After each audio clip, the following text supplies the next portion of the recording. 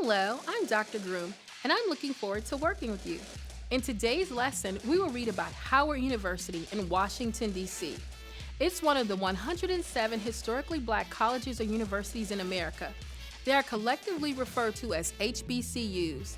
As we read about Howard, we will learn about idioms and proverbs. Do you know anyone in college? Let me know by using our hand signals, 1 for yes and 2 for no. Hold them up so I can see clearly. Okay. Have you ever thought about going to college yourself? Let me know by using our hand signals, 1 for yes and 2 for no. Can you name a college? Maybe you've seen one on TV or read about one in a book. Okay, hometown favorite in my alma mater, NC State, the Wolfpack. I heard somebody say, Aggie Pride. That's a chant from North Carolina A&T, which is an HBCU in Greensboro, North Carolina. As we discussed colleges, the type of music you heard playing was from a marching band. Every good marching band has a mix of instruments that all work together to give us a great sound. Reading comprehension is like a marching band. There are many parts that all work together to give us the magic of understanding what we read. In today's lesson, we will focus on 2 types of figurative language, idioms and proverbs. Let's get started. In previous grades, you've learned that figurative language is when a writer uses words in a different way than the literal meaning to make their work more interesting or dramatic. An idiom is a common phrase which means something different from its everyday, normal, literal meaning, but it can be understood because many people use it when they speak or write. It cannot stand alone as a complete sentence. Here are some examples of idioms. To be fed up with.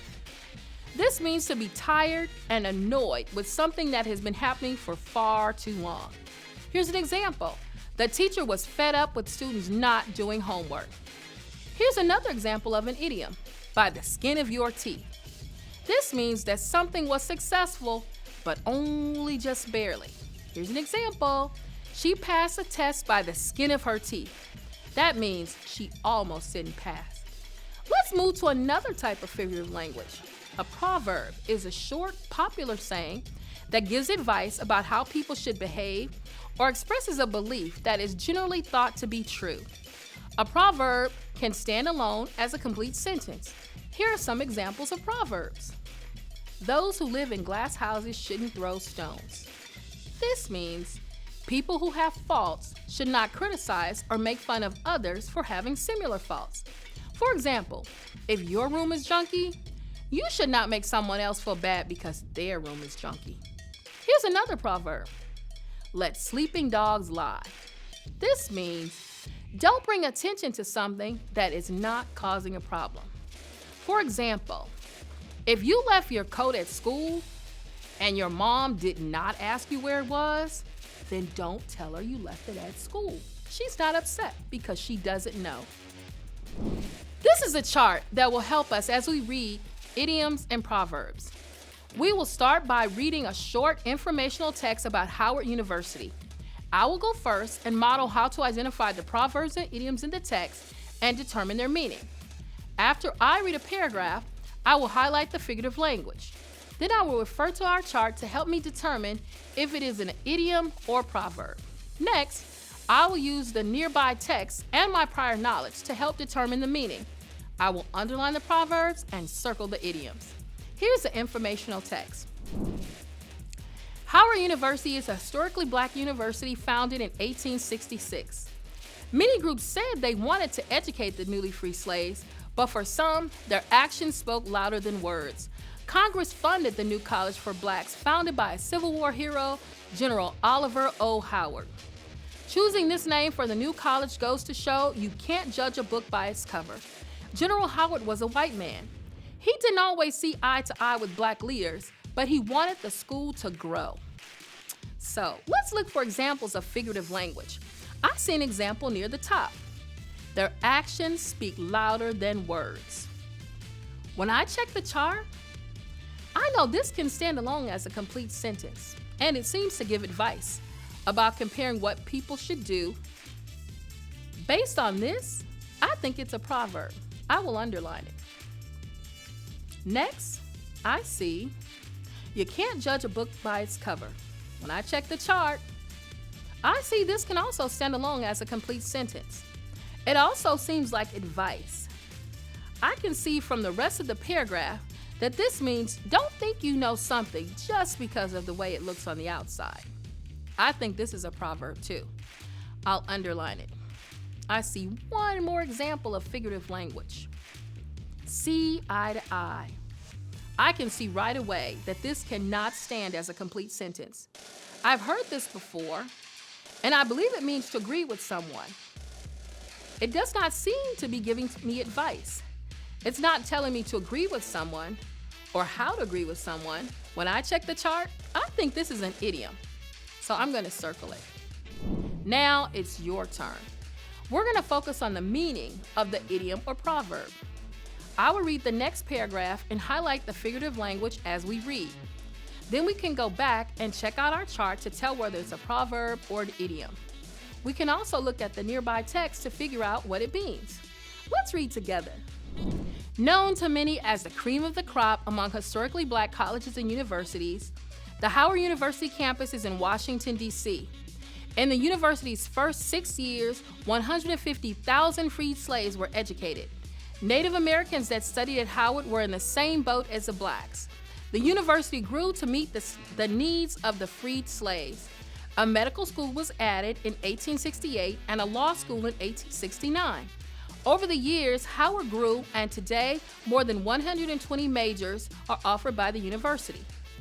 Okay, this paragraph has many examples of figurative language. We will use our chart to see if we can identify idioms and proverbs. Let's take a look at our chart and start with the cream of the crop. Can this stand alone as a complete sentence? Okay, very good. This is not a complete sentence. Is it giving us advice or telling us how to behave? Okay, I see someone has heard this before. It does mean the best of something. But is it giving us advice about how to choose the best of something or telling us what the best thing looks like? Let's look. Okay, you're right. It does not give advice. Based on our chart, this is an idiom. Let's circle it. One of our friends told us that it means the best of the best. Have any of you ever heard someone say, in the same boat? Let's focus on the meaning.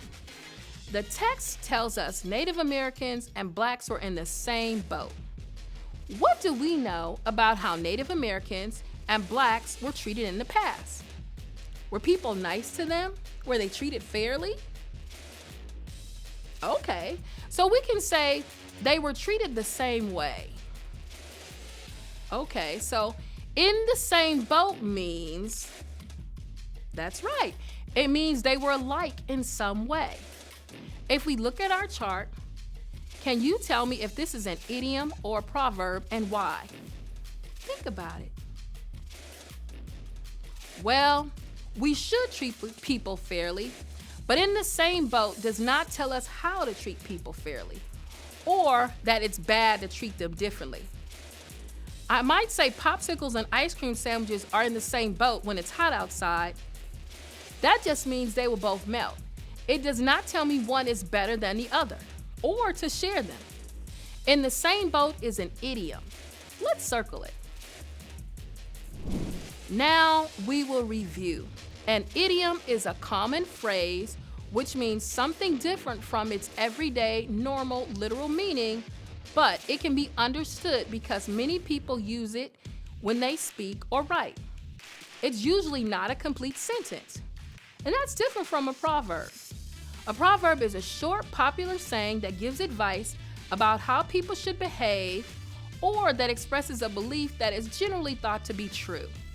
A proverb is usually a complete sentence. Here are some examples. An apple a day keeps the doctor away. A piece of cake? Spill the beans. Two wrongs don't make a right. Pause and write them on your paper. Okay, ask a trusted adult to tell you what they mean. Write a sentence using the figurative language. The next time someone uses figurative language, think about the other words they use, and maybe you can learn the meaning of the figurative language. Thank you for learning with me today. See you next time.